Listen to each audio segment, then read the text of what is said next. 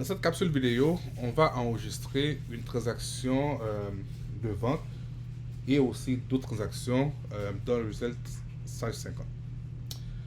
Donc, on va dire ici, on veut enregistrer une vente à crédit. Okay? Pour enregistrer une vente, que ce soit vente à crédit ou vente au compteur en passant, on passe par le module client. Okay?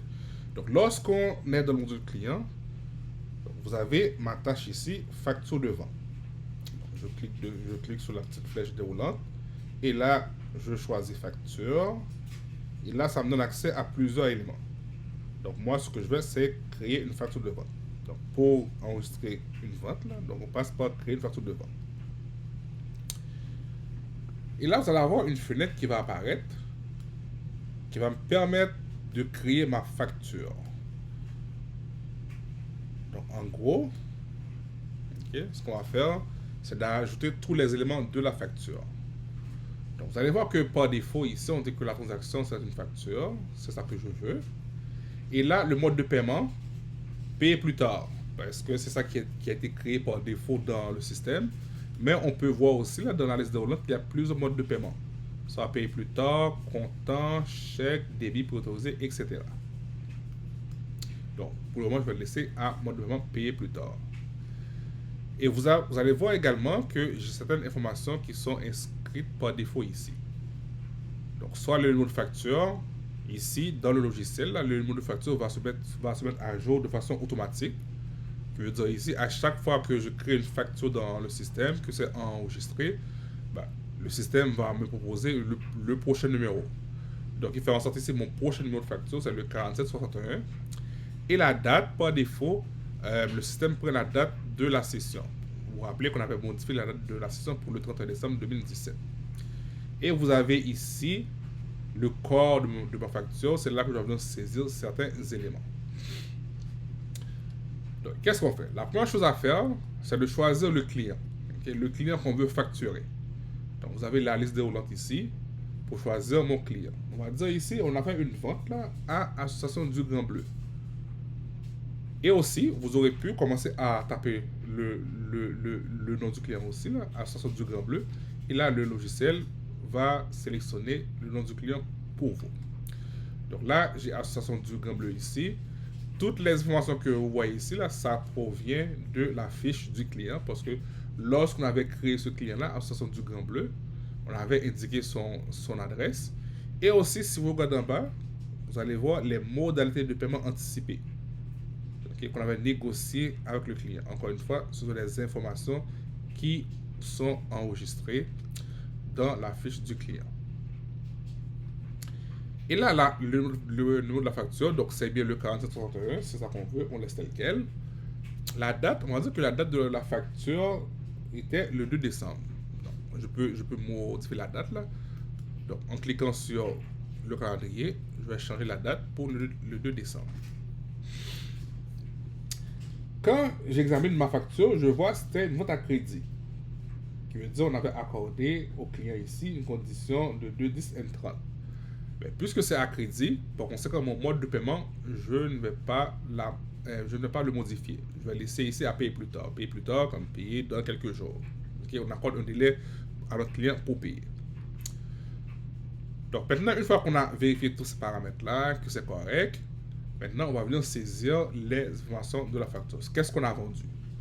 Donc, selon ma facture, je vois qu'on a vendu à notre client une quantité de boussole. Donc, j'inscris boussole. OK. Boussole Marès. Le prix unitaire, c'était 145 $. Et là, ce que je vois automatiquement, dans ma colonne montant, le montant est inscrit de façon automatique. Le montant qu'on a ici, là, en fait, c'est la quantité.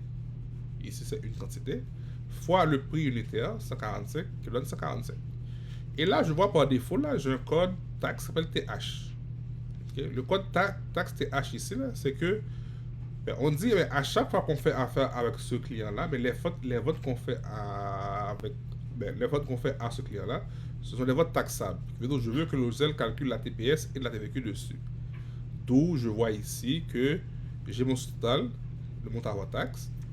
Et là, le logiciel calcule ma TPS et ma TVQ. Et aussi, je vois une ligne, une colonne qui s'appelle compte. Compte ici, cela veut dire c'est dans quel compte que ma transaction va être enregistrée. Donc, ce que vous voyez ici, par défaut, c'est mon compte vente. Encore une fois, c'est lorsque j'ai créé la fiche, lorsqu'on a créé la fiche Association du Grand Bleu, on avait assigné le compte vente à ce client-là. À chaque fois que je fais une vente à, à mon client Association du Grand Bleu, ben, ça va être enregistré dans mon compte vente. Encore une fois, ça, ce sont des paramètres qu'on peut modifier. Donc, en cliquant sur la loupe ici, là, donc ça vous donne accès au plan comptable. Donc, si c'est un autre compte que vous voulez affecter, mais on peut venir changer le compte ici. Mais on ne fait pas de changement.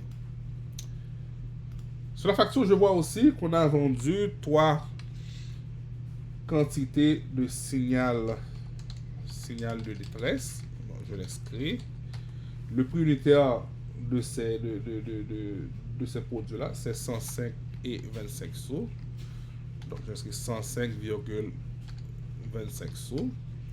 Encore une fois, ma colonne montant se met à jour de façon automatique, qui veut dire qu'il calcule ma quantité fois mon prix unitaire. Donc, mes quantités là fois mon prix unitaire. Encore une fois, ici, c'est le compte vente, donc c'est le compte que je veux. Donc, je laisse tel quel, je ne modifie pas. On a vendu aussi 2 combinaisons isothermiques à un montant unitaire, un prix unitaire ici de $210. Encore une fois, le logiciel fait le calcul pour moi et c'est taxable, donc je laisse mon code ATH, donc je ne modifie pas. Mon code vente aussi, je laisse tel quel.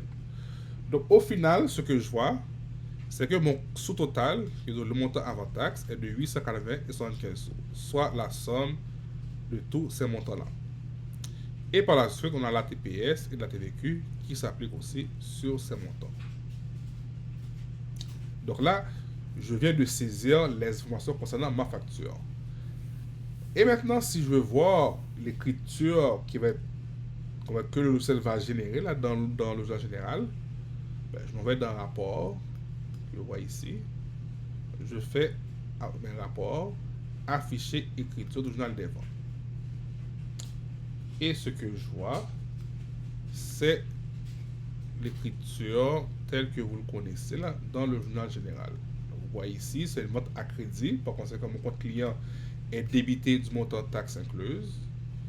Ensuite, les taxes qu'on a facturées au client. Donc, ce sont ici des taxes à remettre au gouvernement, qui fait en sorte que mes comptes de TPS à payer et TVQ à payer sont crédités.